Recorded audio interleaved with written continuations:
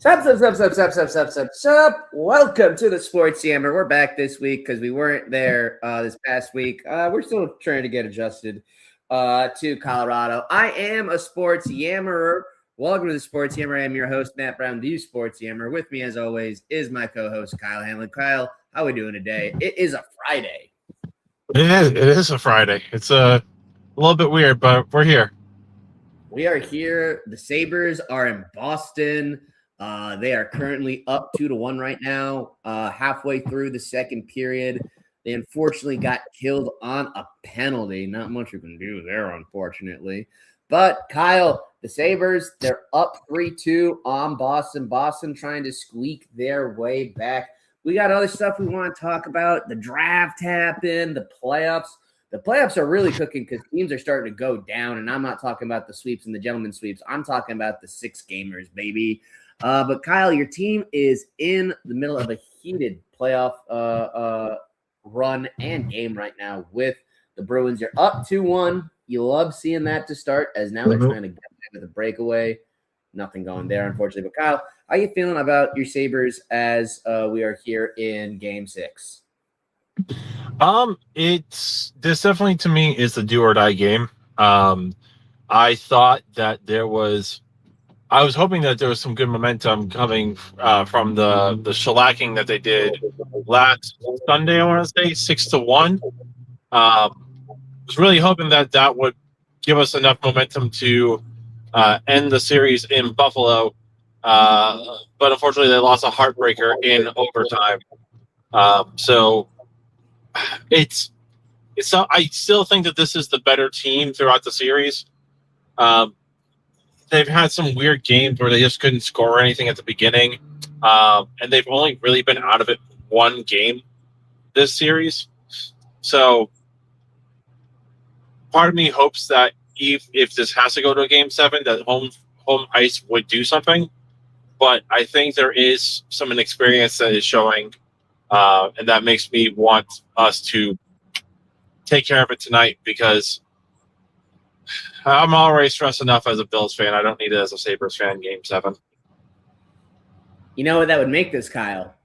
You know what that would make this Game 6? A must win. Oh, I wasn't going to say a must win, but it's in the realm of must win. You know what they need to do today? Put the kids to bed? No. They got to take care of business. Take care of business. They got to take care of business. Kyle, over the weekend, it was the NFL draft.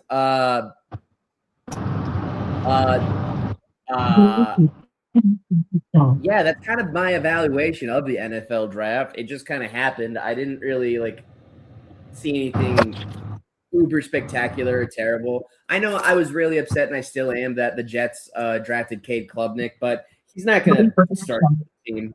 Or if he starts for the team, it's going to be at a point where it won't matter. So, he's never going to actually be the quarterback of the Jets. I'm not ever going to have to live in that hell. But outside of that, the Jets, they had a good draft. They had 3 really strong picks in the first round. Bailey I'm the most concerned about, but even still, he's still one of the best pass rushers in college football, which that's great because he's essentially replacing Bryce Huff, RIP. I miss you, dude. He's not dead. I just miss him.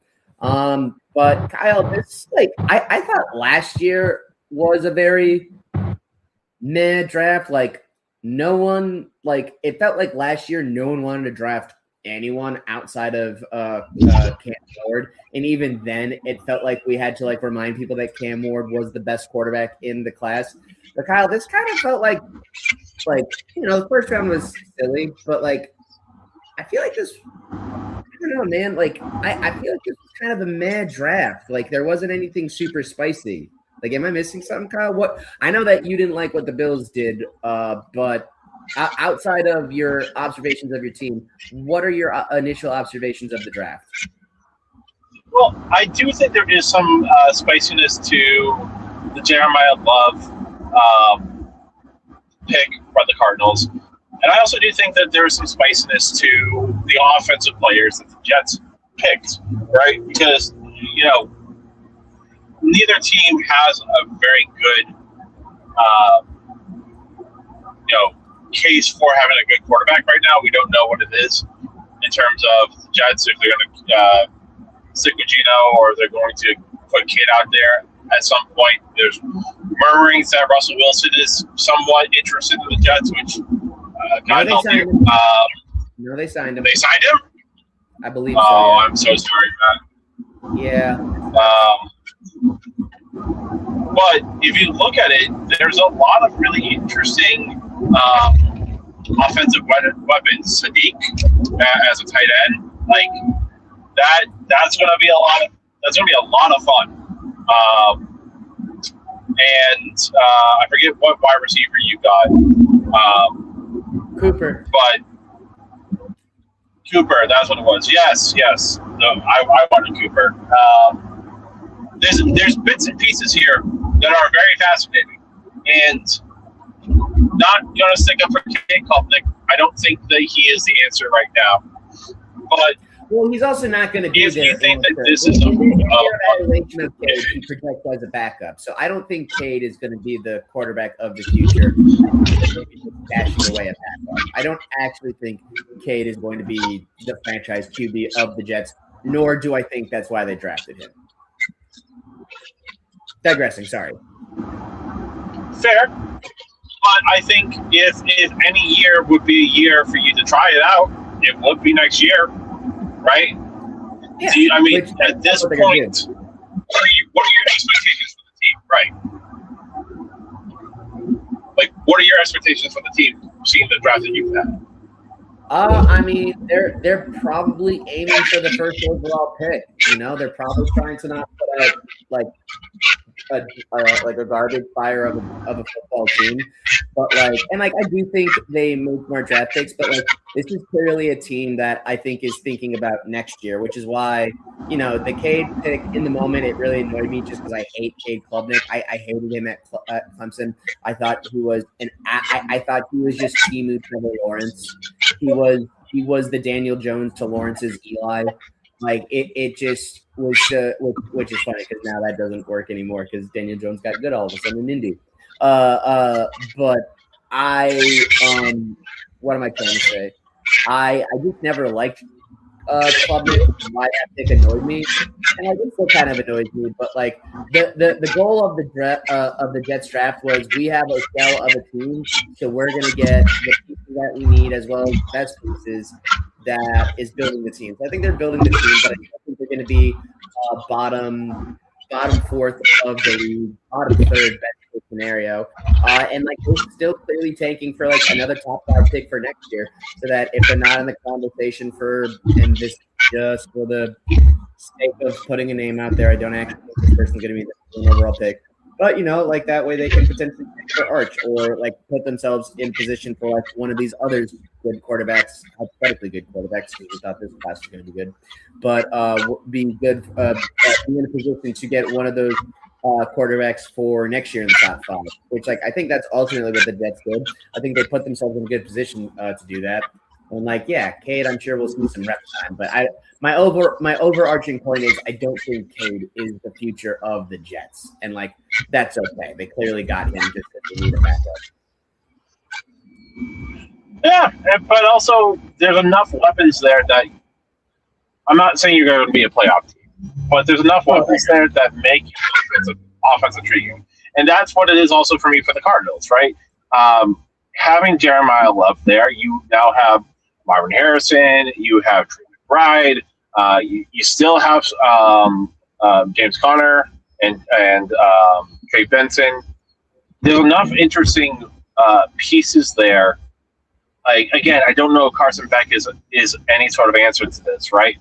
But I am very intrigued to see that these teams who might not have an answer at quarterback at least have a pretty functional offense that just needs the right type of person to lead it. So I think there's some hope there for some teams. I was really intrigued. You're talking about drama stuff. Of course, we have to talk about the Mekhi Lemon pick by the Eagles after sniping it from the Steelers, which is absolutely hilarious the way that they did that, especially trading with the Cowboys in order for that to happen. To get one over on your other Pennsylvania team is absolutely petty and absolutely incredible. Actually, Ryan's here for the other particular, I think, intriguing pick of the first round, because we talked about it last time we were together, and I feel like there's been a lot of split opinion on this, and the way that you guys made me feel in our draft talk, a lot of more people fit on my side of the fence than others with this, which of course is the Rams draft pick at 13, drafting Ty Simpson. I think that there's a lot of meat on this bone to talk about whether or not it was the right thing to do. And I guess from my side of it is they only had, 4 or 5 picks in this draft, if I remember correctly? Yeah. So I get it. They don't have a lot of holes. So if you think that the thing that's going to help you in the future is Ty Simpson, go for it. However, for a team that everyone keeps talking about as this is one of the front runners of the Super Bowl for this year, to me it feels like the only reason why people are saying that this is a good thing is because it's the Rams and not because of the actual pick. Because this is, to me, is exactly what the Falcons did, especially now that we're finding out that Stafford wants an extension. Stanford wants an extension, right? So basically, you're trying to give him an extension, but also you're going for your future as well. Which for everyone who poo-pooed the Penix pick after Kirk Cousins got signed, this is literally the same thing. The only difference is there's a bigger, a closer Super Bowl window, which to me makes it even worse because you could have spent that on something that actually would have helped you right now. Because if Stafford is going to be there for another 3 years, what you are betting on right now is Ty Simpson is better than every single quarterback coming out of the draft in the next 2 to 3 years. And I'm sorry, but with the amount of talent that is coming out next year and probably the year after, I don't see Ty Simpson being better than a Dante Moore, than a Arch Manning, then honestly, maybe even a Brandon Sorsby. Like, there's a lot of talent right now that's going to be coming out into the draft the next 2 years to be 100% sold that Ty Simpson is your guy for the future.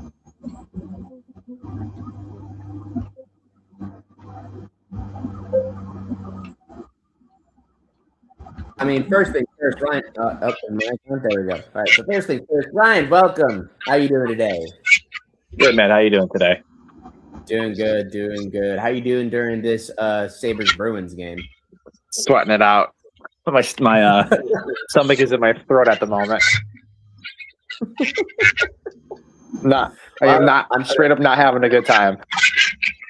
Yeah, I will say, this is my least favorite part about watching sports. It's this constant state of like, okay, is my heart going to explode or is my team going to win? Or am I going to go to the bathroom and vomit into the toilet? I'm so nervous. Yeah, they can stop doing that pasta goal. But so, Ryan, that was a pick that you projected. You did project that Stafford. Wow, what a phrase. That Simpson was probably going to go to the Rams. It happened. And I feel like, if anything, this spiciness didn't even come from the pick. It came from McVay. I didn't mind the pick because they were also making moves already in the offseason for trades to like shore up their secondary, because I believe that was their main point of weakness last year. So they're trying to fix that. Like, on the one hand, I get it, but then there's also murmurs that this might be McVay's last year because he might want to go out with Stafford because he might not want to stay for a rebuild. Which, like, you can have your feelings about that, but, you know, it is his decision. And he does pretty much have, like, a blank check and an open job waiting for him at prime. So I feel like I feel like the move. I feel like it was kind of like a power move by the GM that I think is a bad look. I think that's a bad look, especially since like heading into the draft, they were the favorites. I believe they were the betting favorites to win next year's Super Bowl as of heading into the draft. I think they still are. What? I think they still are the betting favorite, even after the draft. So, like, I get what you're saying, Kyle, but they also still already have like a really good team, and like they also are potentially not just thinking about win now, but they're also thinking about win now because after this, it's over. I mean, I get that, but also you're thinking that Stafford only has 1 year left, and from what Stafford is saying, he doesn't think that that's happening. So that's like if they're only thinking about this year, then there's already a disconnect happening.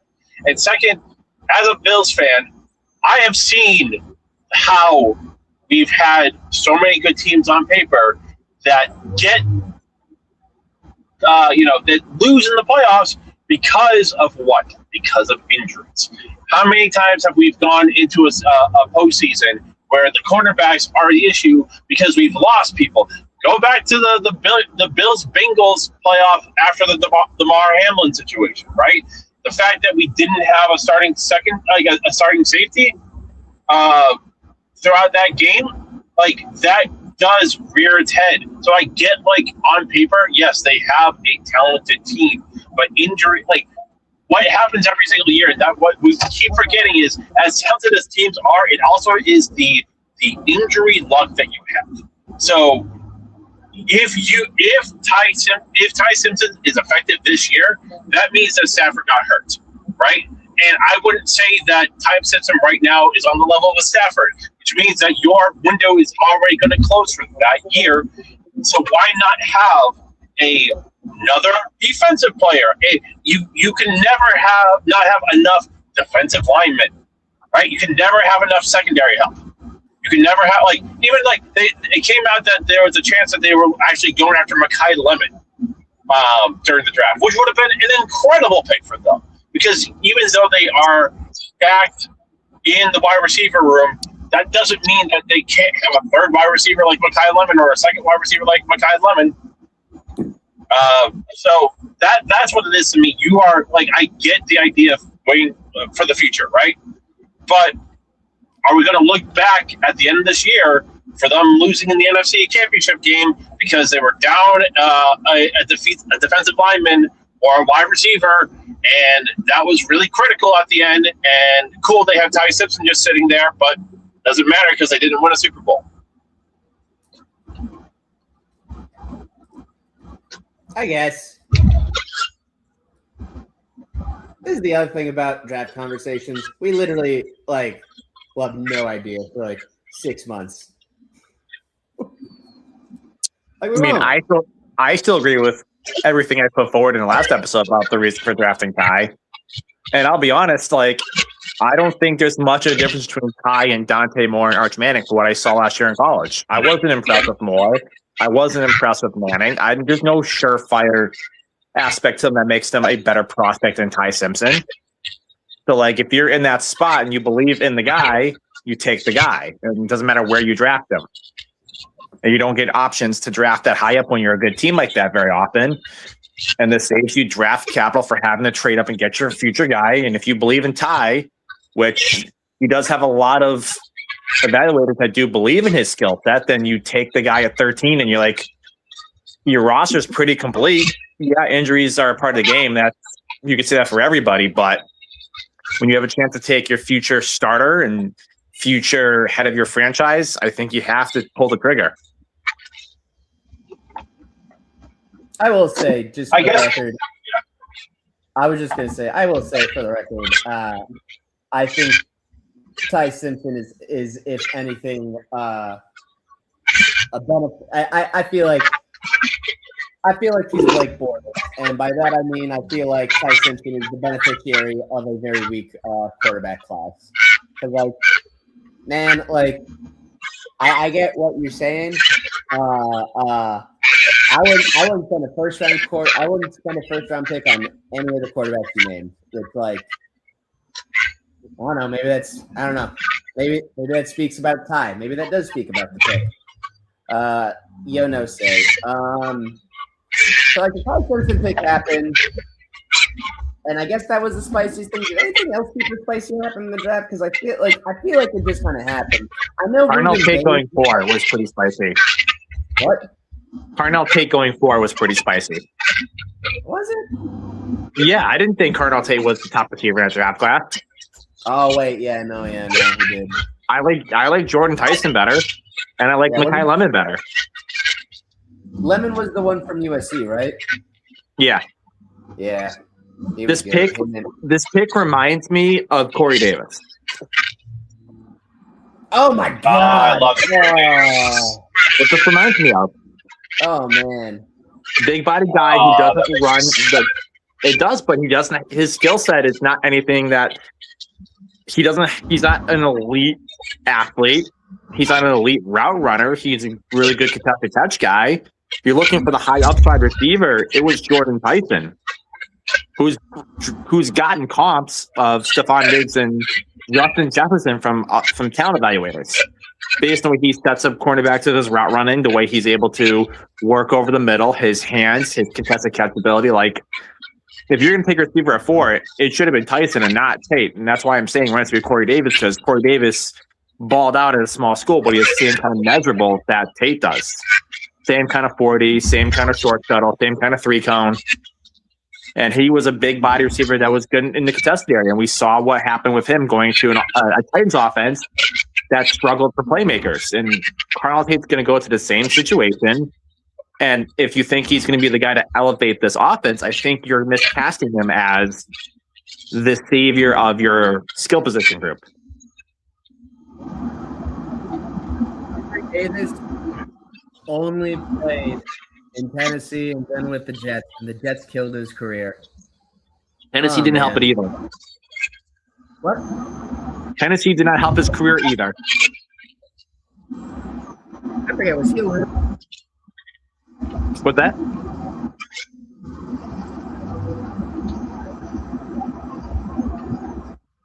We can't hear you. I forget, was he alone? I forget,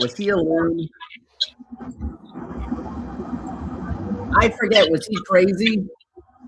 Who? No, he wasn't crazy. No, Corey Davis? No. Yeah. Or was he No. mediocre? I know He was he mediocre. was on the Jets. Mediocre and injured. Yeah. He was I remember when the Jets miscast. signed him, and we were like, yeah, we have a 1. And nope. Yeah, he was never a 1. He was drafted to be a 1. That's the problem. Yeah, and Oh, the Jets signed him to be a 1, and he did not play like that. Are you looking at PK's outfit? What are you saying? I'm looking at Tampa and Montreal, and Braden Point just took a massive stick to the face that didn't get called. Like full follow through. Yes, It was rough. Oh, and apparently the Pistons have stormed back to tie the game, it looks like. No, I want them to suffer. Guys, I don't know what to do with my hands because yesterday the Knicks had a game 6 for all game 6s. They scored the most points in a playoff game in franchise history when they put 140 on the Hawks. That was a video game. That was not real. That was fake. Like, that was an unserious game. It was so unserious that for some reason a rogue Hawk decided to get into a fight with Mitchell Robinson, and then Mitchell Robinson had an amazing response on Instagram. Paul, I think I sent it to you. Tyson Daniels, right? What? Was it Daniels he got into the fight with? Yeah, he got into the fight with Daniels. I don't really know what initiated other than him being frustrated, which, like, as a Knicks fan, I understand. I've been frustrated at Mitchell Robinson. I wanted to square up with him, but I don't because A, I don't know where he lives, and B, I'm very small and I would go down quickly. But the Knicks now they move on to the next round, and I'm not overlooking teams. I'm not doing that, but I am in this weird spot where I am confident and like not like baseless confidence, like, oh, okay. Like basically I look at the Knicks team, I look at like who's remaining in the East, and Ryan, I know you're not gonna like this, but like I don't fear anyone in the East. I fear the West. I fear Wemby and I fear OKC. I don't fear Boston. I think even if Boston wins in 7, I think even if Boston wins in 7, I think they are a worse team than they were last year. And they were better. And like I know, like part of it is they didn't have Tatum, but when Tatum came back, they meshed so well, and they're back to being so good. I thought with Tatum back, they were back at full power. They're not trying to get him going or anything, you know. So like, I don't. I was gonna say, I think Philly's your tougher matchup. I don't fear Philly. Philly's young, athletic, and they have the bigs and the wings to match up with you guys. I think they're the team I think you'd rather play Boston than Philly. I think Philly gives you a tough. I think Philly gives you a tougher series. And Bede's gonna step on a hangnail and like take himself out for 6 months. And Paul George is gonna like sneeze and like pull a rib as he takes another steroid. I will also say, this is coming from a team. It is the Knicks. It is the Knicks. What can go wrong will go wrong. Just because you have one good year doesn't mean it's going to be rainbows and butterflies every fucking time you're here. Do you know who the Knicks are? The Knicks. Hold on. The Knicks are the NBA version of the Cowboys. What? Yeah. So the Knicks are the NBA version of the Cowboys. It's always your year. No, this is real though. And screw you guys, especially you, Kyle. You know I don't subscribe to this kind of stuff. You especially that. What? It sounds like you are right now. You're thinking that no other team's going to beat you. In the East, I don't think anyone else in the East. I do not think the Sixers square up with the Knicks. I don't. Man. They are not a serious franchise. The thing that scares me the most about the Sixers is Nick Nurse. That does concern me because I do feel like people forget that Nick Nurse won an NBA championship with a mangled Kawhi. But like Matt, you're also putting your faith in Mike Brown. I was just gonna say that's what I'm saying. Mike Brown. You're putting your faith in Mike Brown to win a championship. No, I'm yeah, not. you are. No, I'm putting my faith in Jalen Brunson. You can't tell me where I'm putting my faith. I can put my faith wherever I want to put my faith. And when I put my faith you can take your faith and shove it. What? Well, you can take your faith and shove it. Oh, I thought you said I thought you said you're also placing your faith on Landry Shamet, and I was like, I am. Because he's a I forgot he's still there. Dude, he's a great bench player for the Knicks. It is hilarious. So I will say that one game he had in the playoffs last year, and when Mike Brown got there, he's like, "Homie, we're gonna use you." I will say this: in a very confusing East, the Knicks have the experience of last year being there, right? So if it does come down to the Cavs, the Sixers, the Magic, and the Knicks, yes, they technically have the best chance there. But also, other than the 140-point game, this wasn't like this was a one-sided contest between the Hawks. The Hawks had your number a couple times. And not for nothing, if the Magic can do this against the Pistons, I think they can do it against the Knicks. Nah, they're blowing their load. Also, I don't think they would play the Knicks. I think the winner of that. The Magic would play the winner. Yeah. Oh, you're saying in a potential Eastern Conference Finals matchup. It looks like it's going to be going 7 with Orlando and Detroit now, or it's at 8 with 3 to go. That's disappointing. They're up 8 on 22. I wanted to see I wanted to see Orlando ruin Detroit, just because I still haven't forgotten last year. No, but like it's weird. So like, yes, I know. Oh, they had your number a couple of days ago, and they bounced back, man. And they bounced back, like, and like they do feel, which is weird because I don't think they have a better coach than last year, but they do feel at least better. They feel significantly less worn down. Like last year, by this time, I was grabbing my inhaler, and that was before we got to the conference finals, So like, Matt, can I say something real fast? What's up? First off, hello everybody. How are you? I'm sorry, I'm a little bit late. I hope everybody's doing well. No, I did hear your who you want next round. I do think that you want. I think you want to play Boston. Like I said that too. I think you want to play Boston, Yeah. and then mainly for one reason. It's that you can play Cat as a stretch five how he wants to play a lot better because you're gonna force Kata to play up on those pick and rolls. And we're watching Joel Embiid torch him right now. And then also you have the rotational bigs because I don't think Vucevic is that good, honestly. So I think like you would like that Boston matchup. If you limit the threes for them. Philly's putting out the playbook right now. You run them off the 3-point line, you win the game. Well, that's what the Knicks did last year. Right. So that's why I'm saying you probably want to play Boston because Philly, you're going to have to play in transition against them. You're going to have to lock down Joel. Your bigs are going to end up foul trouble. Like, you just have to stop right now Jaylen Brown because I don't even know if Jason Tatum's going to be able to play the entire playoffs with his calf injury. So, realistically, you're getting food if you play Boston. That's going into a game 7. Either way, you're getting a team that played 7 games. But they're going to a game 7, a series that should have probably finished in 5. They might not have their second best player, however you want to rate Tatum and Brown, but they're not going to have a superstar. Like, I think that works out better for you. But I just do you want to play Philly? Didn't Embiid disappear like not that long ago in the playoffs when Harden was First off, Matt, he gave what are we doing? And then also 52 years ago.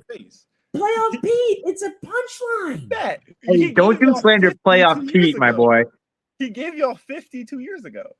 This was don't do slander playoff Pete. Maxey. We're talking over each other. I don't know who gave me a 50. Who gave me 50? Bede gave the Knicks 50 2 years ago in the playoffs. All right, congrats to him. Like, and a broken appendix is Bryce twice a day. And this was him hurt too. Mind you, this was him with half a face and a broken.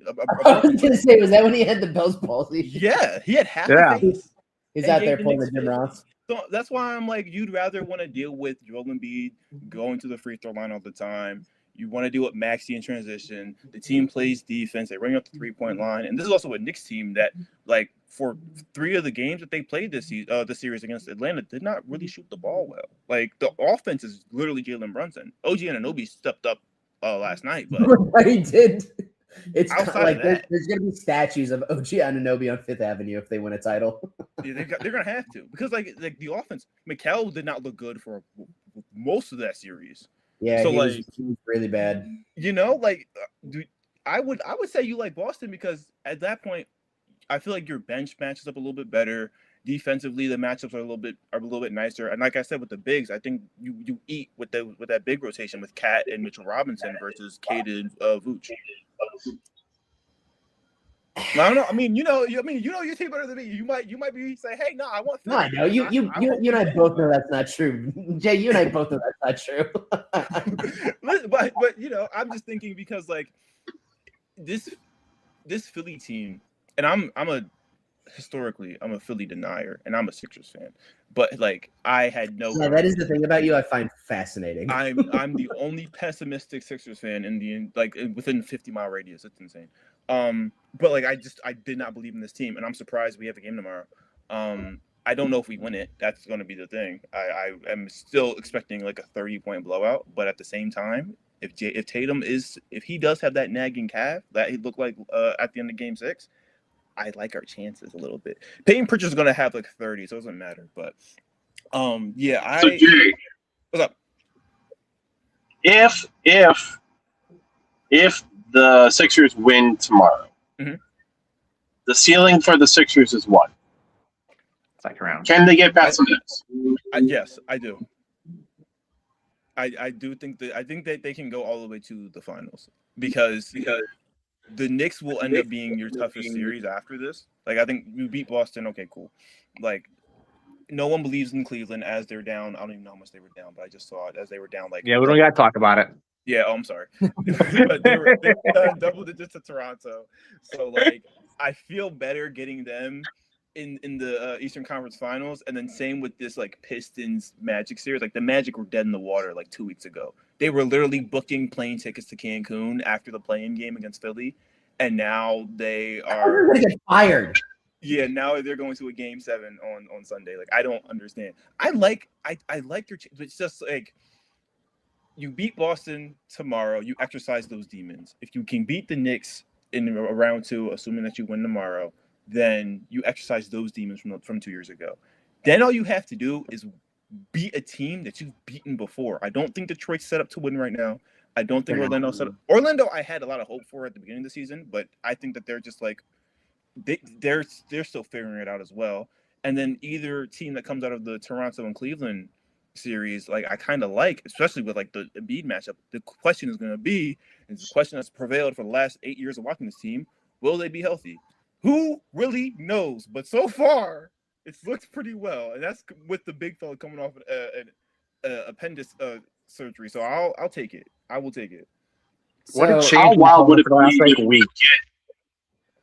Say one more time. I'm sorry. I was going to say, Last week, you were like, "Let's go Flyers." All right, I got to talk about the Sixers. Look at you now. And you know, isn't that crazy? Because like they got blown out in game 1, and I was like, I'm done. Like I was over it. I was like, let's go Flyers. And you know what it is? It's because the Phillies got rid of Rob Thompson, and that shouldn't be funny. But as soon as they fired Rob Thompson, the Phillies win a series, the Flyers end their series, and then the Sixers force game 7. Like I love Topper, but like he might have been the problem. how wild would it be if we actually get that? There's a realistic chance that in the finals of the Eastern Conference Finals, we get a rematch of Sixers Raptors from a few years ago. That would be wild. 2019. I don't think. Dude, that's funny that you went to 2019 because this is how old I am, Jay. Kyle, when you said Sixers Raptors, and this is funny because this wasn't the Eastern Conference Finals, but I thought of Vince Carter versus Allen Iverson for 2000. Oh my God. That's so funny. That's so funny. That series is Adam Silver's nightmare. No ratings. What's up for that series? Oh my God! What, Sixers Raptors? Oh, dude, when I was a kid, I loved that. Oh man, I'm saying now that is Adam Silver's nightmare for the Eastern Conference Finals. That's the last thing he Oh wants. my God! I mean, No, I think the last thing he wants is Sixers Magic. well, I don't know because he'll have one major market. That could be fun though. Or Sixers Magic I could get behind. Orlando matches up with Philly really well. Kinda. I mean, we saw in that playing game, but that was without Embiid. My problem with that, though, and no disrespect, is I feel like it gift wraps the title to the West, which, like, oh, I think that was the case either way. I think it's already the case at this point.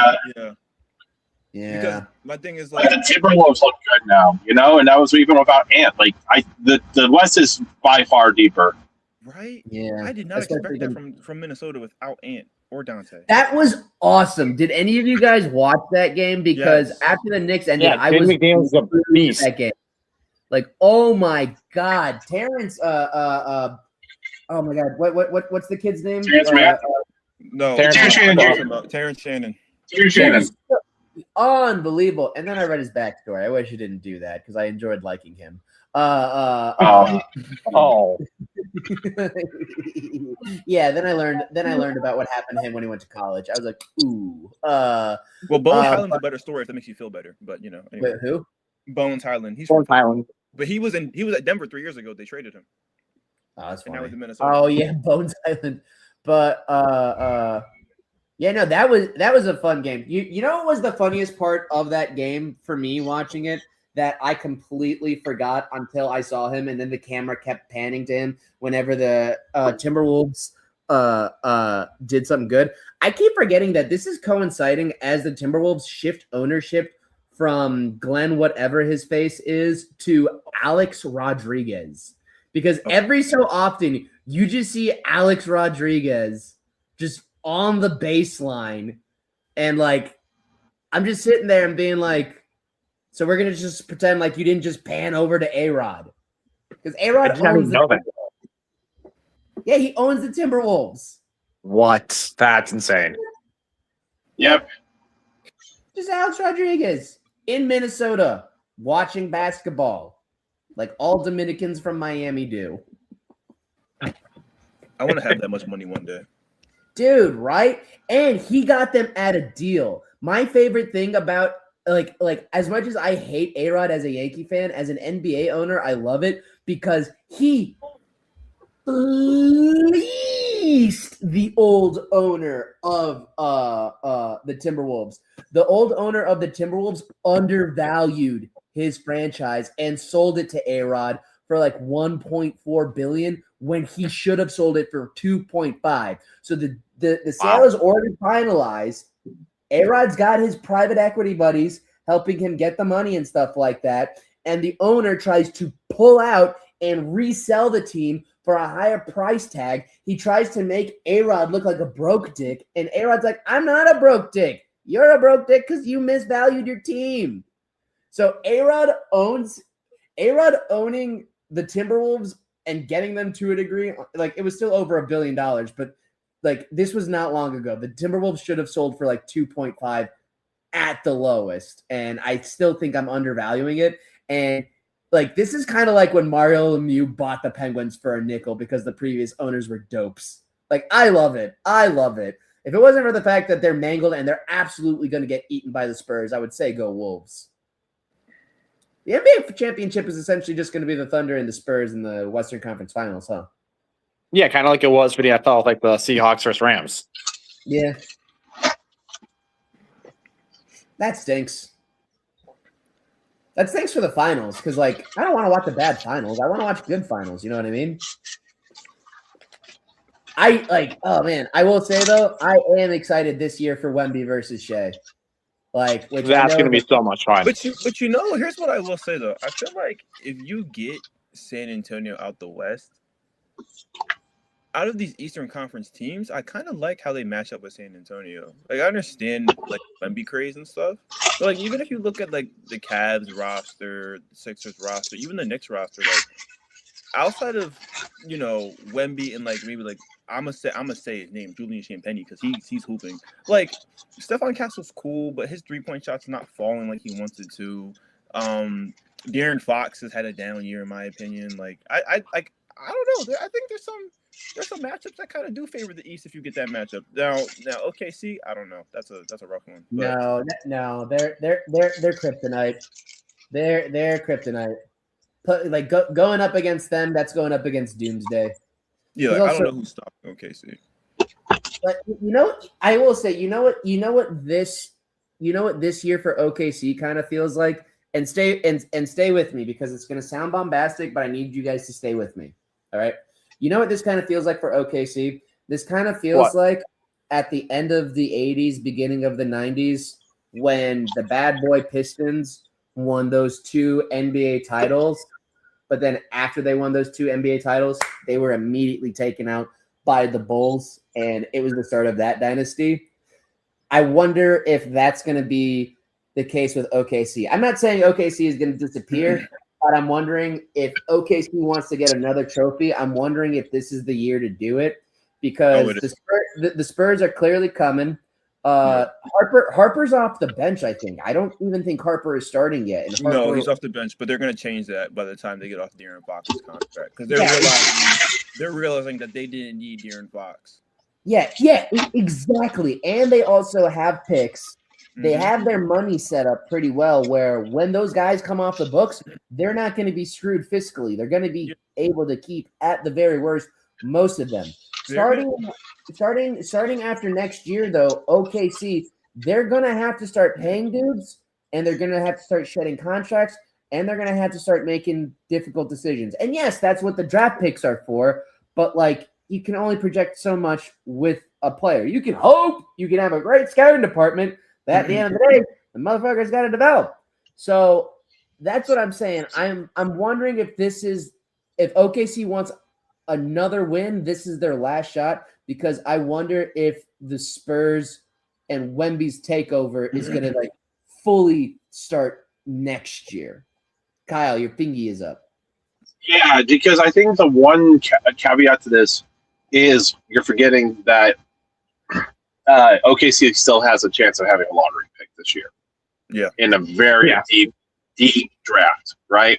So, like, yes, they're going to have to start paying their people, but, like, if they somehow get, like, a top 5 pick, top 10 pick, like, there's enough talent in this draft to be able to be like, okay, we'll get rid of somebody else.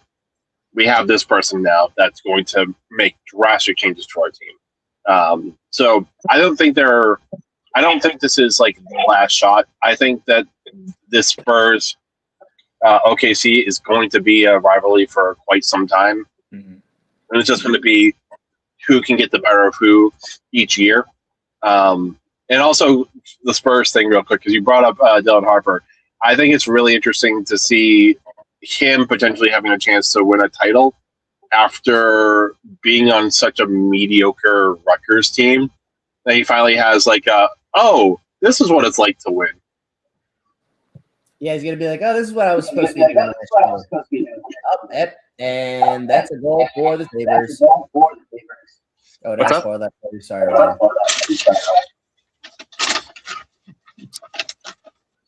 I'm sorry. Did I spoil that for you? I do want to Thank say, you. though. Sorry about that. Sorry. That's all good. Okay. No, you're good, Jay. I was watching Tampa. Oh, okay. They're in overtime right now. What's the score?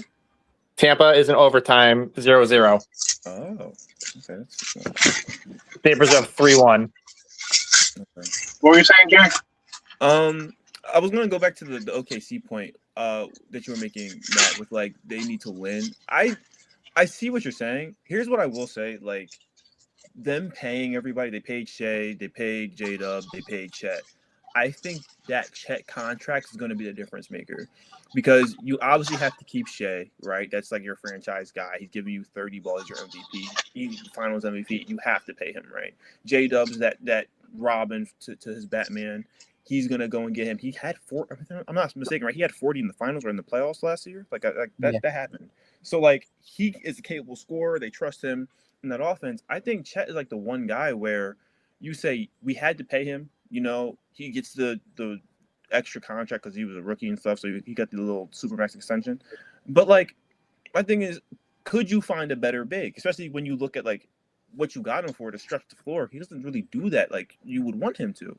And I saw a tweet that said like the stretch 5 is pretty much been eliminated from the NBA, and I'm like, yeah, pretty much. Like you don't see that many. You see guys that can stretch the floor that play the 5, but you don't see people that are strictly there to shoot the 3 as a 5-man. So my thing is like you kind of locked him into money, but that might be the one downfall. Now, Kyle's 100% right. They do have a lot of draft picks, and they have a lot of guys that haven't even touched the floor yet. Right? What Nikola Topic, right? Didn't the guy who had like prostate cancer? He just got back. And so, he's good. He's already good. He's already a contributor off the bench. He doesn't have testicles, and he's hooping. Like that's insane to me. He's aerodynamic, man. Yeah, so it's like I'm with you, because even last year I was saying that because I just don't like super teams, and they did it the right way. You know, get your draft picks, tank correctly, fine. But like I like to see the parity in the NBA and all across all leagues. Like you want to see it get passed around a little bit. But even if you look out to the East, because I was talking to one of my friends about it, like you look at these Eastern Conference teams too, they could have a shot. You know, like we're forgetting the Indiana Pacers that took this to 7, which should have won it. They have a lottery pick this year, most likely. Like they're going to be back in the mix. So I mean, it could be very much San Antonio, OKC, just in the West. I do agree with that. But I think the Eastern Conference could set themselves up to maybe get 1 or 2 just between the teams and all the players that are over there. The Eastern Conference looks good. They just have to play each other, which sucks.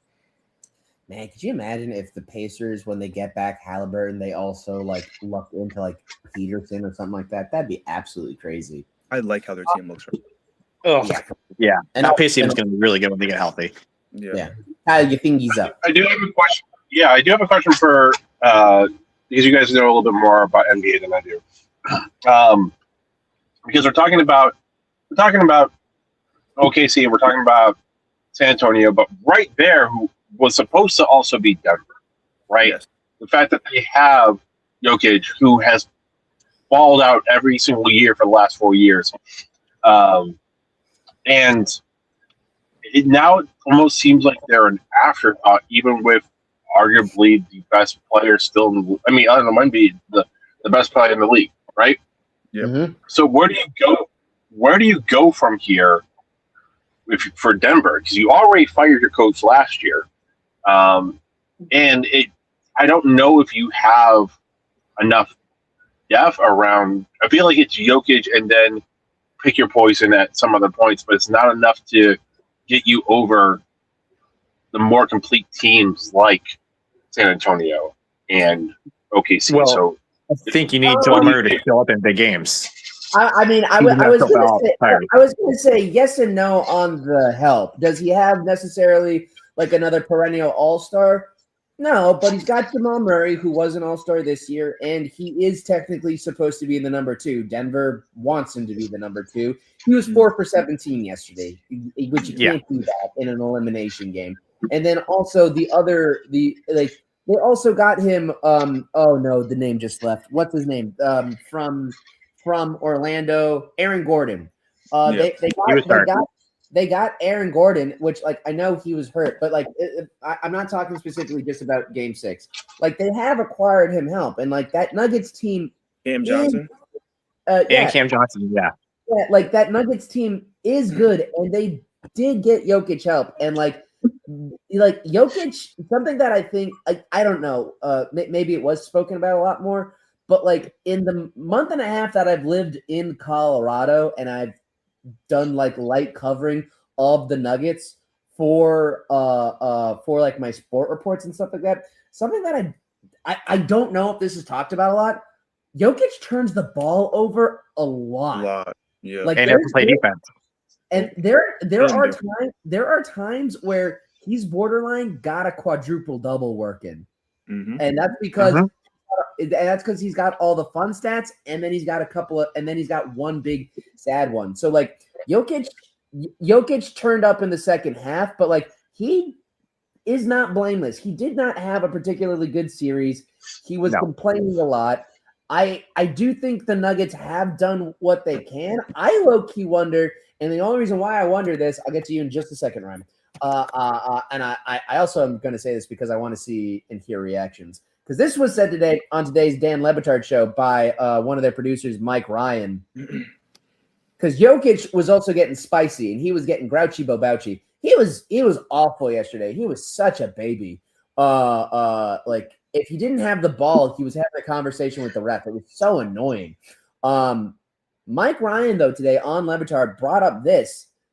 They are kind of an afterthought. Jokic is coming off of his most offensively efficient season of his entire career. If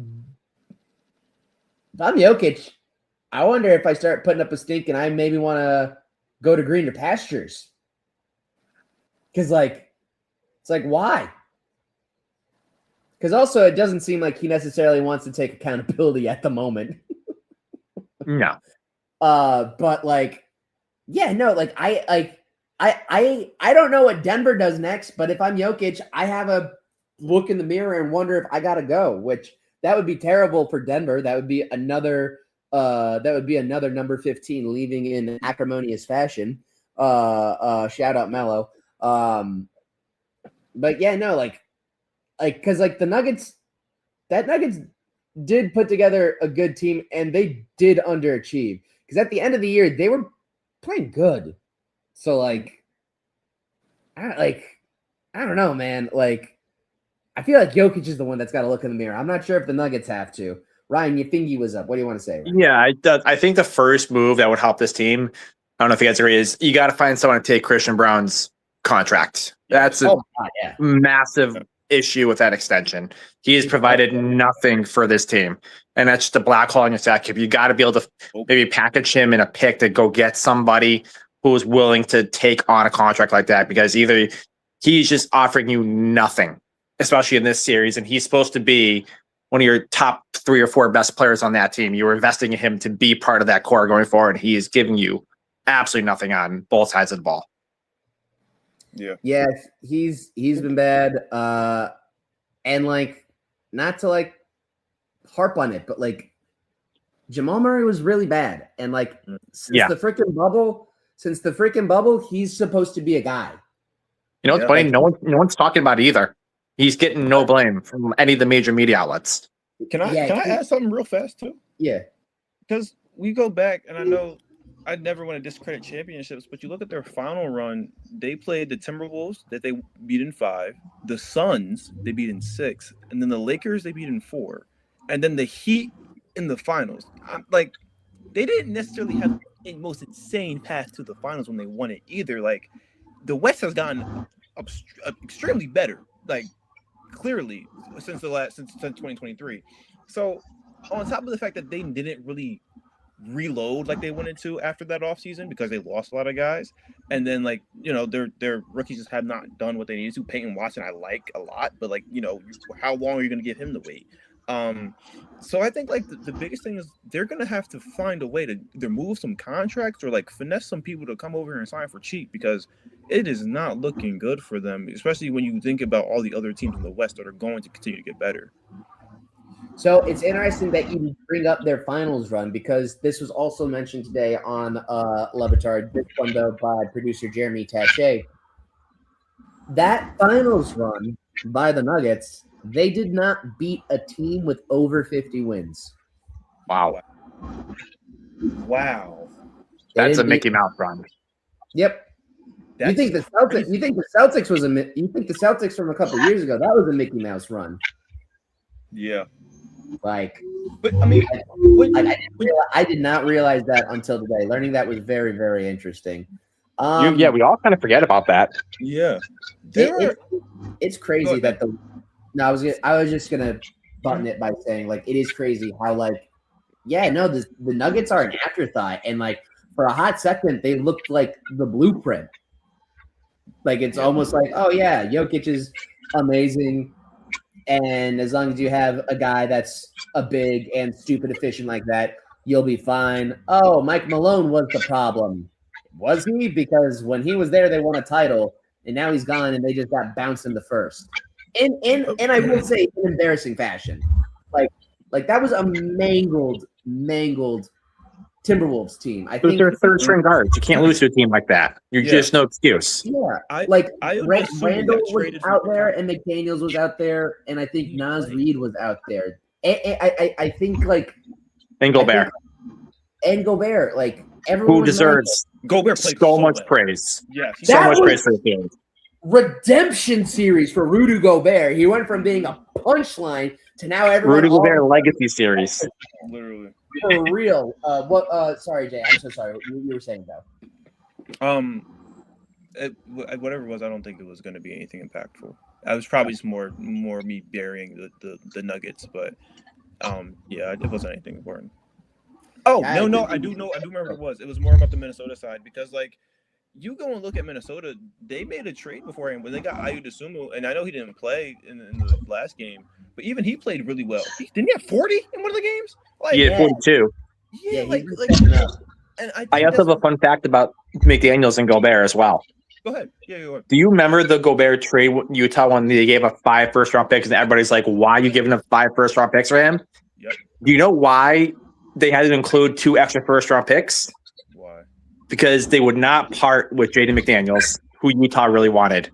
Wow. Oh, I think I do. I don't remember hearing that's why they added 2 more picks. I feel like I do remember hearing that they liked McDaniel, and like he's turned into an all-star. Like he's turned into quite the player.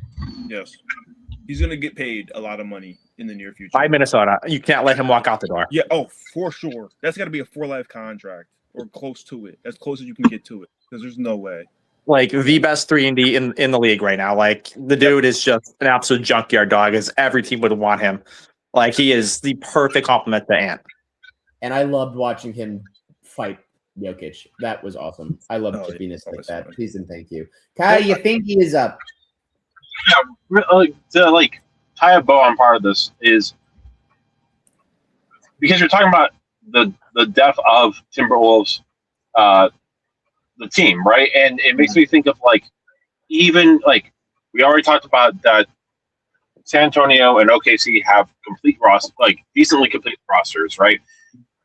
At this point with Denver, like where like their roster construction, I don't even know if I put them in the top 5 in the West, right? Because I would feel more comfortable with the construction of 1 second. I would feel more comfortable with the construction of the Rockets, Minnesota.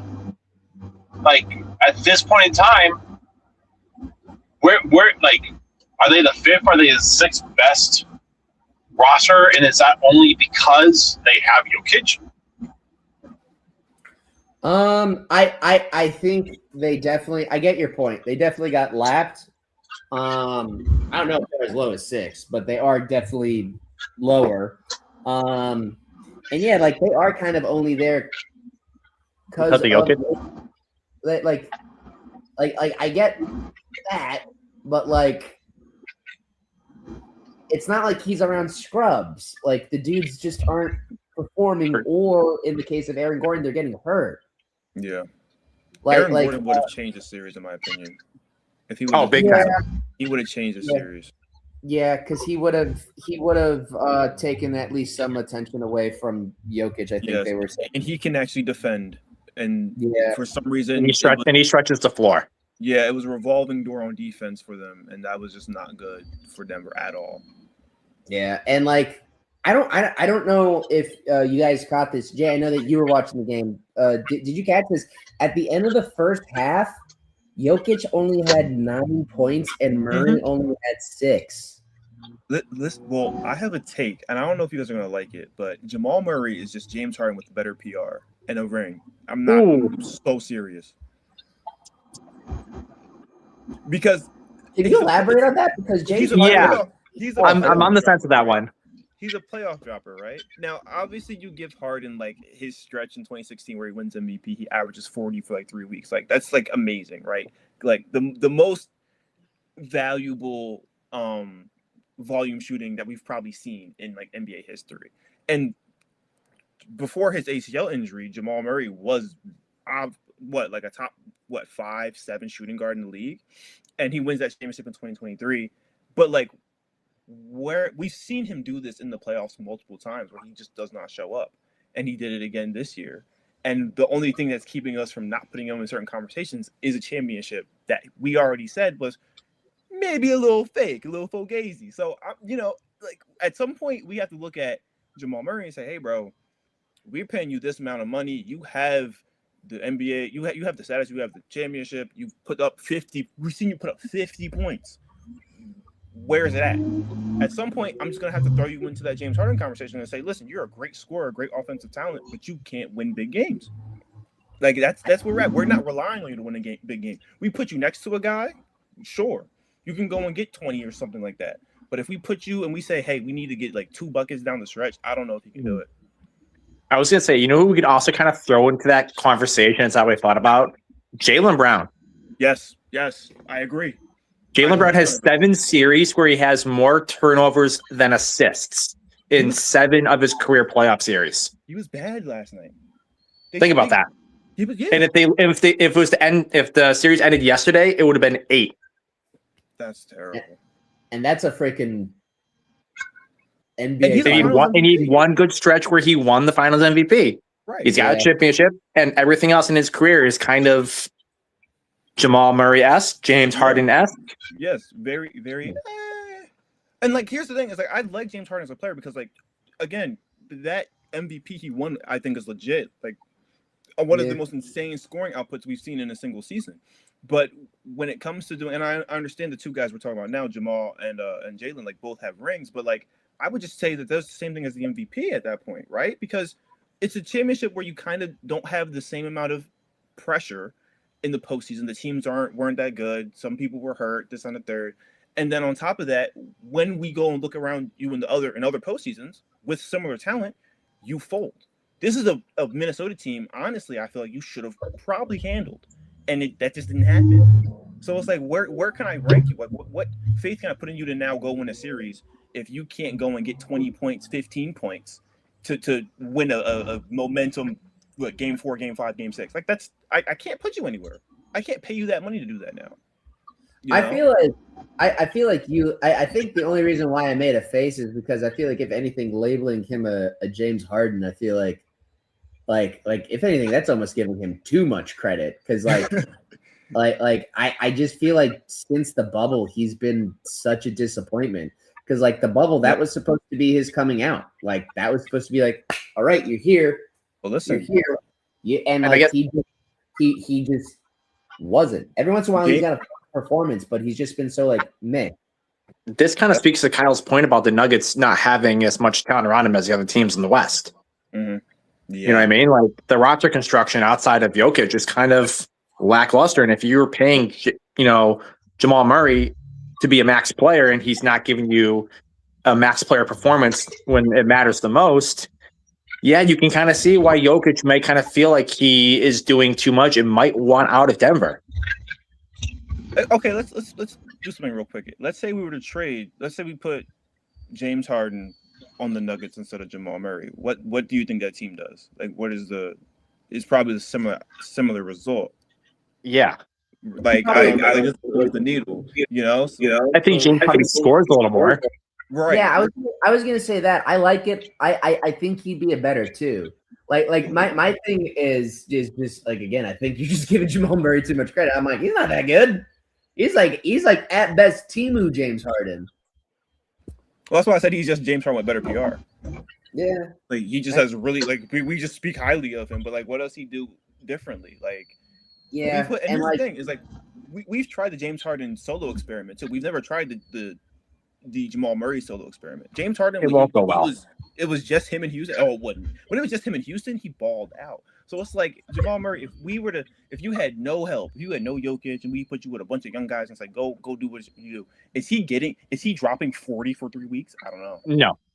No, I think it looks like a poor. I think it looks like a poor version of Russ when KD left. I even think that's too much credit. That's crazy. Empty net goal. He did average a triple double. We're both trying to dunk on Jamal Murray, but then we're at the same time giving him too much credit. This guy sucks. He's really handsome and he's got millions of dollars and he's really impressive, but he just kind of sucks. I just wouldn't I wouldn't pay him the money to win a series. That's just I don't think he's worth that. Yeah. Sorry, Kyle. I've actually I want to go back to your should Jokic make a stink point, and I'm going to throw out something, and it might be completely laughed out of the room, but I'm curious what you would think. We have 2 disgruntled stars right now on 2 underperforming teams. I know where he's going. What if we just do a swap for swap, Jokic and Giannis? Wow. I think the Bucks get better. I think the Bucks get better. I think the Nuggets take a step back. Oh, and I only think that but it evens out because you already have a Bucks team that's not been great. With Jokic, I think he could do enough with that team to get them to the playoffs. And even if the Nuggets do step back, they're still going to be a playoff team. And I like my chances with Giannis as well. I like the Nuggets team a lot. I was going to actually say, what do we think Jamal Murray's trade value would be if Jokic decided to stay? What could you feasibly get for Jamal Murray? You would have to go to someone stupid and fleece them. I would call Utah. Yeah. Let's throw some names out there. What do we think we could get for Jamal to help Jokic? So we would probably need defense, right? So we probably what wings do we think are available? So could you go Bam Jamal straight up? I don't know if Miami would do it. No way, absolutely not. Miami didn't want to trade Harris. Because also Bam is their centerpiece. Like Riley has said that he will not trade. It would take 8 firsts and Wemby for him to trade Bam. Let me throw it in, and maybe Nikhil Walker-Alexander in a first. I don't hate that. I don't know if Denver does it, but I don't hate it. Yeah. Nikhil Walker-Alexander quietly had a phenomenal season for Atlanta. He didn't he win? Was it most? He averaged, he won 6 player. He averaged 20.3 points. He was 24-4, elite wing defense. Like, I would do that. he kind of gives you what Murray doesn't give you. What if we take that idea, we package it, and we? Oh, I'm sorry, Matt. Go ahead. No, I was just gonna say he would complete that Hawks team. Like that Hawks team would be the best in the East. Sorry, go Jay. Because I was thinking, I don't know if that's doing too much. Because what if we try and keep the pick and we throw in Dyson? But maybe that's too much. I don't know if Atlanta would part with Dyson. Like he's such a cornerstone to what they do. Yeah, because I'm thinking they need the defense, but at the same time, I think this Hawks team is actually done. Like, I don't know if you can win. I don't know if you're doing anything with CJ McCollum. I'm sorry. Well, I mean, you got Jalen Johnson Jr., Nikhil Walker, you got Dylan, you got Daniels, you got CJ. Like CJ's a good player. Also, aren't they trying to make Jalen Johnson their cornerstone player? Yeah, absolutely. With that, when they traded Trey, they were like, "Yeah, you got the keys, buddy. Don't crash the car." Yeah, so like, I don't know, like CJ, they're not building around CJ. CJ would just have to like, he's just old. And that's why you have the defense. You go and trade for Murray, you can upgrade your offense a little bit. But Atlanta has trouble scoring. Yeah, and Atlanta might do that deal to give themselves a little more balance. I think Atlanta does it. I'd throw on Reese. They don't play him anyway, so yeah. I think Denver would take the wing player who can defend and actually give Jokic a guy who's gonna be a dog on the defensive end because Jokic isn't gonna play defense. Yeah. Jay, when I saw Research Day out on the floor yesterday, it just reminded me of just like. And you could throw Clint Capella in there too for defense for Denver. Mm-hmm. Right, Jay. It just reminds me of like Rider players when they look lost against like good players. Oh, like they watch Research Day. Like it was just a bummer. I was like, oh damn, that poor guy. Does anyone? Especially with like Alex Stardio, what he's doing in Washington. Well, what's crazy is he's probably going to be okay. I think he's probably going to be fine. Do we like Nas Reed from going to Denver in any type of fashion? I don't know. Oh, I don't know. I don't know. I don't know. Minnesota will give him up. I don't think they will either, Minnesota will not do business with Denver. Like those teams. Those are rivals, right? Yeah.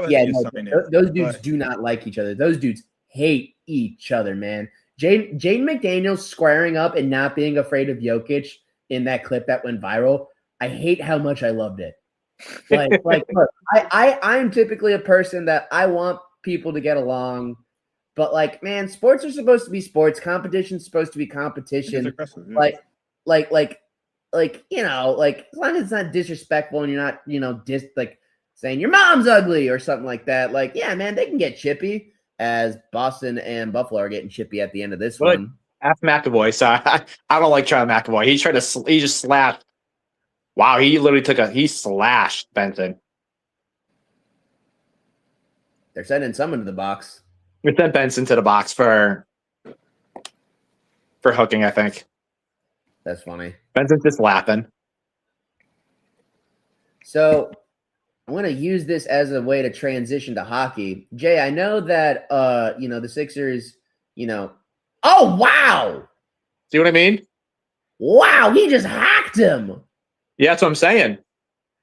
It's a tie ball in Cleveland, by the way. Yeah. This is crazy. But, Jay, I know that you only recently kind of started to watch the Flyers because the Sixers were making you sad.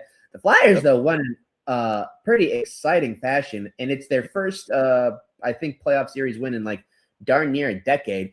The Sabres, they are coming up, knock on wood. That's crazy. Like, that is absolutely crazy. Like, oh, man. That's assault. He chopped him with a stick. He chopped him with a stick, and then he punched him square in the face. Oh, Benson's just sitting there laughing about it too. Benson's laughing about it. How is this a real sport? But anyway, God, I love hockey. The Flyers, they advance. The Sabres, they are about to advance. Gents, how are we feeling about our hockey squads? Hockey is alive and well in the state of Denmark. Listen, I never watched hockey until 2026. and I'm slowly becoming a fan. And Oh. this is slowly because of the Flyers, and that's okay. Well, my favorite thing, Jay, is I've been talking to our compatriot Jordan Hirsch. Shout out Jordan Hirsch. The big Hirsch. Dude, the big Hirsch, man. I'm not talking about Frank Thomas. But shout out Jordan Hirsch from WBCV Sports. It's looking like they're kicking out that guy. They're kicking out McAvoy. Yeah, you got a game misconduct. Yep, he's gone. Oh wait, now he's sitting down. He's not getting. There he goes. Game misconduct. Now that Flyers team is so much fun to watch. I love them. That game 6 was spectacular hockey. Yeah, and now they're going like up you're against not going to get much better of a game than that. Yeah. Well, what I thought was really cool about it too, and a lot of fun, was that they beat the Penguins. Like that's like hockey. What keeps hockey alive is very much its ride or die fandom. Like the fans of hockey, like they're borderline. They're like if soccer fans were in snow in terms of their rabidity. Oh damn it! I just lost my point. I'm so sad. But these teams are fun, and this playoff is a lot of fun. It's getting a lot of trick. There we go. I remembered it. So like hockey loves tradition, and like I know it was a first round series, but like that was like a classic rival, like a classic hockey rivalry between the Flyers and the Penguins. So I thought it was a lot of fun that the Flyers, they got to do that against such a dirty rival, especially considering like I don't know if you guys saw this. But going into that series, Sidney Crosby, he was asked about like, oh, how you're playing the Penguins and all that jazz. He with a smile, he goes, I hate them. I do not like them. And like, I love that, man. I love that. That's what we like to call in the business healthy hatred. I love that, man. I love that. Because then also like, I love it because it's both real and it's also not. You know what I mean? In the sense of like, I'm sure he hates the concept of Philadelphia from the perspective of Flyers fans, but I don't. I'm just going to jump in. Tampa wins an OT. We're getting Game 7 Montreal Tampa. Oh, really? In Tampa. Yeah, Tampa won OT. And the winner of that series faces the winner of this one, right? Correct. So they're gonna. Who do you want? Do you want the Habs or do you want the? I want Tampa. I want Tampa. I don't like Tampa. I want Tampa. Nice. Tampa. Yep, and they just scored the goal. Yep, they just showed it right here. And Cavs just forced overtime against the Raptors. They sure did. That's hilarious. Jamal Shed almost hit a Kawhi to end the game, but it rimmed out. Kawhi to end the game. It was literally like curl. It was just on the near side baseline, but it was a curl off the. It was really disjointed into the. I'm about to see it. Baseline, like right off the baseline mid range, and he just clanked it. So Jay, as like a new hockey fan, like what do you like about hockey so far? I like that it's first off, I didn't know that they went back to the locker room after every period. I didn't know that was cool to me. I just thought it was like basketball, they just kind of like kick it after the end of the quarter.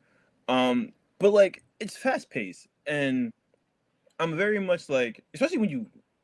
I assume everybody here has been to a football game. I actually haven't, but like calling football sucks because it's slow. Like high school football, it sucks because it's just like, bro, like hurry up and like snap the ball. So I like fast paced stuff, and that's what like basketball is. So I do like the speed of the game just in general. I think that live substitutions is really entertaining because first off, I don't know these guys, so I just am waiting for something to happen, and I just see random guys get off the ice and get back on, and I'm just like, sure, why not? But definitely like the speed of it, and like when you're learning a new sport, it's just like trying to figure out. Like I like the puzzle of it. But it's cool. I still can't see the puck, and people told me that'll like I'll get to find it. Yeah, you will. Cool. So like I just have to keep watching it, but I'm very much where I am with the Phillies too, because I really only watch my teams. Like I can watch anybody play basketball, but I'm really only watching my teams right now. But going to bars and stuff, I went out with a couple of friends last week when what game was that? I don't remember. I think they lost. So Game 4. It's probably Game 4 or Game 5. Yeah, I think that sounds right. And I was talking to this lady, and she was just like, "Yeah, the Flyers don't." She had her whole stuff on, and I'm like, "Listen, I don't even watch hockey, and I'm excited. Like, this is a really cool sport. I wish I got involved with it sooner. I like the speed of it. I like the pace of it. It's cool. I'm learning." Oh man, just wait till you like go to a game, dude. Those fans are psychopaths. If I go to a game, I'm scared. I might fall in love. If you get a chance, sit like behind the boards. If you get a chance, like, Um, oh man, And they hit nothing they hit 'em. better. Yeah, nothing better. Oh man, It's a lot of fun. Wait I till used to, next so when the Trenton Titans were the minor league team near me growing up, you get cheap tickets every once in a while. You could sit behind the glass. Oh man. And that's when dudes used to duke it out when they would fight. Oh man, those dudes would brawl. It was a hoot. So I want to toss it over now to Hanlon Squared as the Buffalo Sabres, they win 4-1 and they knock off the Bruins 4-2 in the first round of the Eastern Conference playoffs here in the Stanley Cup Finals. Ryan, Kyle, first playoff series win in almost 20 years. I believe it said first time going to the second round since 2007. Yep. Oh, really? Yep. The graphics said 2007. Is it 2011 or Well, is it 2007? no, because in 2011 we lost to the Flyers in Philadelphia in Game 7. Oh yeah, because then also the Flyers lost to the Blackhawks in the Cup that year, right? Or was that the year before? I think it was the year before, but that was the year the Flyers had like Veliolano and Claude Giroux still was on the Flyers. Danny Briere was on the Flyers. That was when Giroux was their top guy. I remember that. But yeah, no, first time since 2007. Guys, you're watching playoff. You're watching Buffalo in the playoffs, and it's not football. What's going through your guys' brains? Like, do you guys know what to do with your hands? Not yet. Todd, do you want to take this one or do you want me to go? Yeah, no, I'll go first. Because like being a Sabres fan for so long with nothing to show for it, like to me it was always like, okay, Bill season is over, but now we have college basketball and then we have March Madness and then we have a little bit of time for the NFL draft, right? And to have something that you care about consistently in your life during a time like it's May and I'm going to be watching the Sabres play playoff hockey. And to me, it feels weird because usually this is when I start checking out on sports in general to like, oh, I would just go outside and be in nature and like not be focusing on this stuff. So it does feel weird and awesome that this is happening and that, to do it first by beating a city that I absolutely hate sports-wise, that makes it even sweeter. Also, to do it in Boston on their ice to clinch it, that feels sweet. And like Ryan said, I really hope that it's Tampa that we face next round because I'm not afraid of them. They have physically outmanned them throughout most of the season, especially of late. So there's a wild chance that like come mid-May, the Sabres are in the Eastern Conference Finals. And if you were to have told me this at the beginning of the year that, hey, Sean McDermott's going to get fired, but your team's going to be in the Eastern Conference Finals, I would be like, I have no idea what you're smoking. You'd be like, what are you talking about? How? Ryan, over to you. You're jumping up and down for joy, metaphorically. You have been on this team since they fired the GM, since they went on the initial 12-game win streak, since they went on the initial what was it? It was like 15 of 16 or something like that. You've been glued to this team. You've been figuring out like, oh, Tage is the one telling Lindy to stop being a poop in the pants, and then he stopped pooping in his pants, and now his team is getting it together. Ryan, how do you feel? Your team's in the second round waiting for the winner of Tampa Montreal. Man, what a great feeling. Hockey was my saving grace when the Bills were bad. I had the Sabres to look forward to. I loved watching hockey. Hockey was arguably like 1A and 1B for football. Like, it was so close. And I will admit, over the last few years, the Sabres have kind of killed that love for hockey. But watching the Sabres be good and compete in these playoffs has just reminded me why this sport is just so special and why I love everything about the sport, why I love everything about the Sabres. Like, oh man, it's just, I'm a little lost for words. I didn't think we'd be winning a playoff series right now, but man, what a time to be a Buffalo sports fan. Buffalo's a hockey city. People forget that. They want the Sabres to be good because they want desperately to cheer for this team. And we always rank really highly in TV ratings in North America for top cities that watch hockey. And I didn't know that. Sabres, That's interesting. yeah, usually top 5 in the country for markets that watch hockey. We were the butt of everybody's joke for a long time. Kevin Adams made us the butt of everybody's joke with some of his press conferences about, palm trees and state taxes. And to finally shed that moniker of being the lowly Sabres and to being a team that has a legitimate shot to represent the East in the Stanley Cup Finals. Man, what a special time. I'm just so overjoyed just to have a hockey team that I can watch in the playoffs and just have that pit in my stomach because I'm nervous. I've missed that feeling watching hockey. Again, I haven't felt that in 15 years, so not taking this for granted because it could all go away next year, but I'm just embracing every second of it, the highs and the lows, and just remembering why, playoff hockey is, for my money, the best playoff atmosphere in sport overall. Oh, 1,000%. The Stanley Cup playoffs, they always deliver. I can't really think of a down. Like maybe when one of the cups ended in like a gentleman's sweep, but the cups are always like super, super competitive. Now, Ryan, I don't know if you remember, but I asked you when the streak was starting and you guys were not at the bottom of the division, but you were at the bottom of the wild card race. My, how far we have come. But I asked you in January, I believe it was, what do you think the ceiling is? What do you want?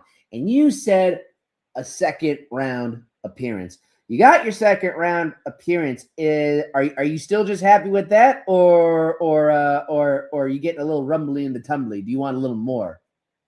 I obviously love a little more, but I know Montreal and/or Tampa, regardless of the success we had against them this year in the regular season, that is a heavyweight 7-game series waiting to happen, and that can go either way.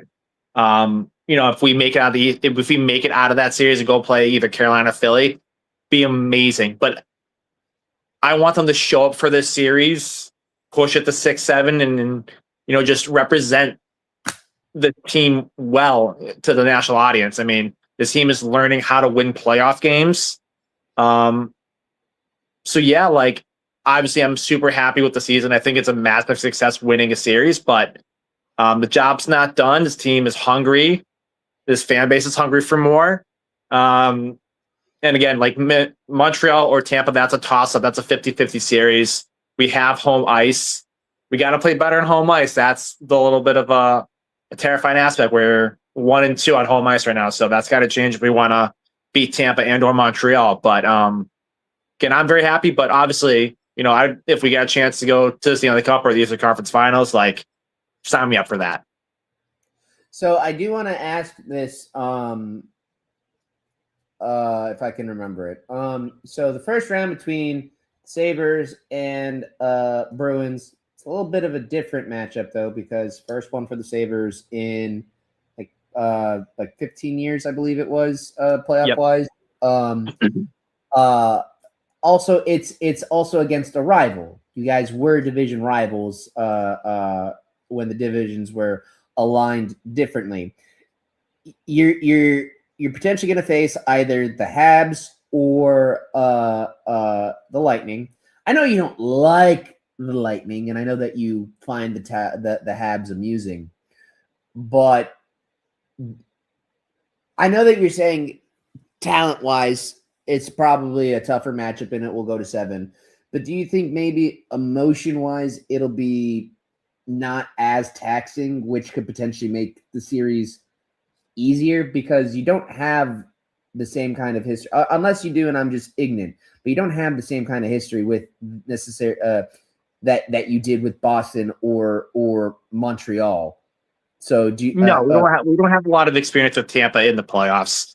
no, I also think not experience, not experience. I'm talking about how like part of that is like the emotions being high because it's a rivalry series. You don't have that same kind of rivalry with this year we do. This year we do with Tampa, 100%. Okay.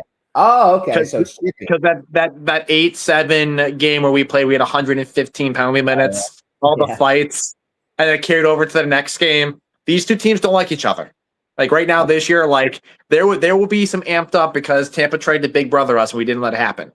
They tried to throw on their weight. They tried to get a little dirty and push the envelope, kind of like what Florida would do, and we didn't back down. So there is some bad blood. There's a lot of Sabre fans who want Tampa because they don't like Tampa this year. Like I think Montreal is more of a wild card in terms of I'd say they match up better with us based on speed and being able to control pace and tempo. Tampa is just like, I don't like you, you don't like me. Let's play 7 games and see who comes out on top.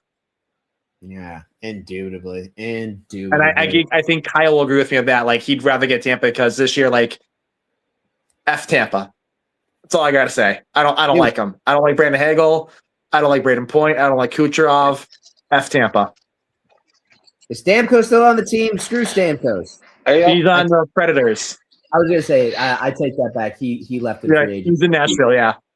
Yeah. But I don't know. I'm sure Kyle feels the same way about wanting Tampa instead of Montreal.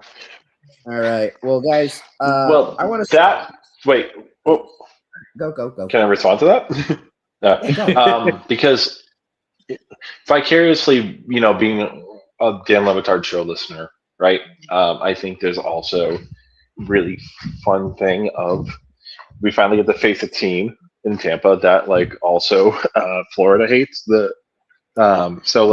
vicariously living through the Panthers going through them, and now the Sabres getting a chance to do that. There is a part of me that's like really amped to face them, especially with the regular season matchups and all the fighting that's happened. All right, now guys, I want to start wrapping this up because I'm looking at the timer. We've been on here for 90 minutes. First things first, it's great seeing all you guys. Thanks for joining on a Friday night. I know we're all usually out at the club, but sometimes we got a yammer, folks. Jay, you're heading into a big Game 7 against Boston. You've given them quite the fight. I don't know how it's going to go in Game 7, but like. You shook them. Like they're clearly shook. How are you feeling heading into Game 7, and what do you think is going to happen? Oh, I've had every feeling that there's to have this entire series. From literally going, well, let's get this over with, to oh my gosh, we're going to win the finals. Right now, I would say that I'm even. Like I'm like okay, like you got to go to Boston. You beat them in Boston twice. I think the bigger thing was like win at home because the Sixers historically just don't win at their house. They used to back in 2019. They used to win all their games at home. Now I don't know what happened, but I think that there's a lot of the sentiment around the city has been like we're gonna win this game, and I feel better than I did. Now I do think there's a really good chance Derek White has the game he was supposed to have 4 games ago. I think Peyton Pritchard has a repeat performance. Like I would not be surprised if this Boston team just shoots the lights out and they say, all right, enough of that. This was fun. This was cute. We did 2 weeks of basketball. Let's settle down now. But at the same time, this Philly team looks very confident. Paul George has surprised me. I really thought that signing 2 years ago was bad. And he has said, all right, well, watch this. And he looks really good. Now, I know he turns like 36 tomorrow because the game is on his birthday. So he's going to be 36. So it'll be interesting to see, but I'm confident. It's gonna be like the worst. I'm gonna have like a game 1 like on the side, so I can't like sit down and watch it. But it's gonna be It's gonna be something for sure. But Game 7's Philadelphia's involved. You genuinely never know. It's gonna be either a insane blowout one of two ways, or you're gonna get a nail biter. Like go back to 2019, go back to the 7-game series we played against Boston, where Tatum had 50 and the team came out flat. Like you're gonna get one of those two, or they win it. I don't know, but it's gonna be exciting. That's all I can say. This is totally random, and it just popped into my head, and then I will actually wrap this up. Jay, do you miss Jimmy? Oh man, I miss Jimmy Butler so much. You don't understand. Like the timeline shifted when we didn't keep him, and now it's I don't even know what time. I would have sold the Liberty Bell to keep Jimmy Butler. Like I don't care. I would have gave them every single thing. They could have had the Liberty Bell. They could have had the Schuylkill River. The only thing they can't have is a cheesesteak. That's it. And they can have it. Fine, y'all got it, bro. Y'all can name a couple streets after the place if you want to. Just I wanted Jimmy Butler, man. I miss him.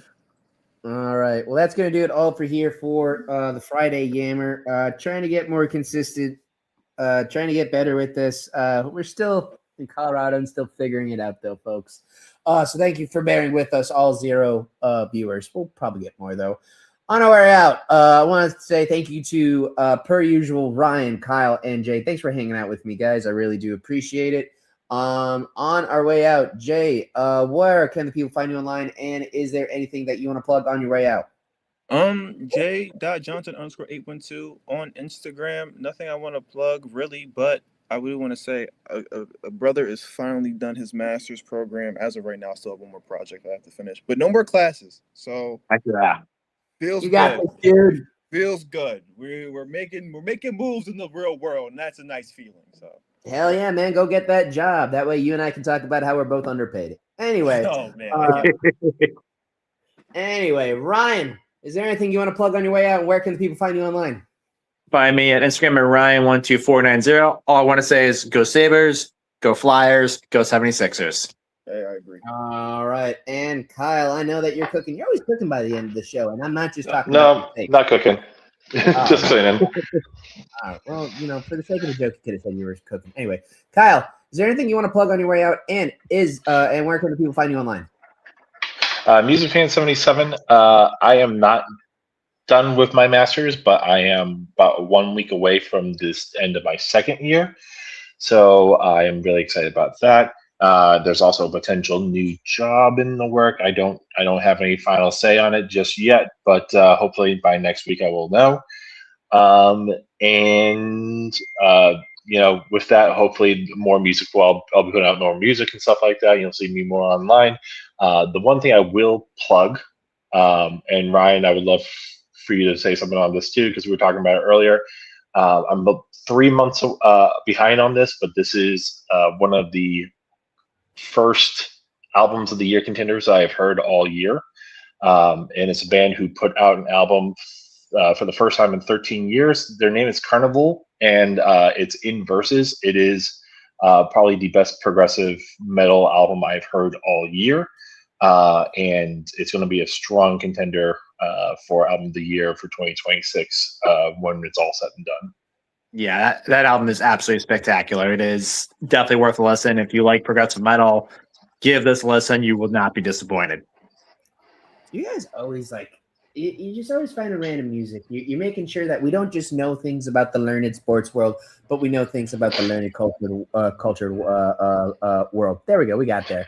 Anyway, folks, you can find me on my socials at Schmatty_B. You can also listen to me every morning from Monday to Friday from 6 to 9 a.m. on Schmatty in this morning on KRDZ, which that's available on 1440 AM out here in Northeast Colorado, or available on MediaLogicRadio.com or on the MediaLogic Radio app. I also got a couple of games this year. Ray's got a few more ball games, getting closer and closer to playoff time. And then I won't have sports to call until the fall. Until then, fight back against those of Dunning-Kruger. Dark Enlightenment is a hoax. And don't just strategize, also empathize. I will see you next week, baby birds. Okay, bye.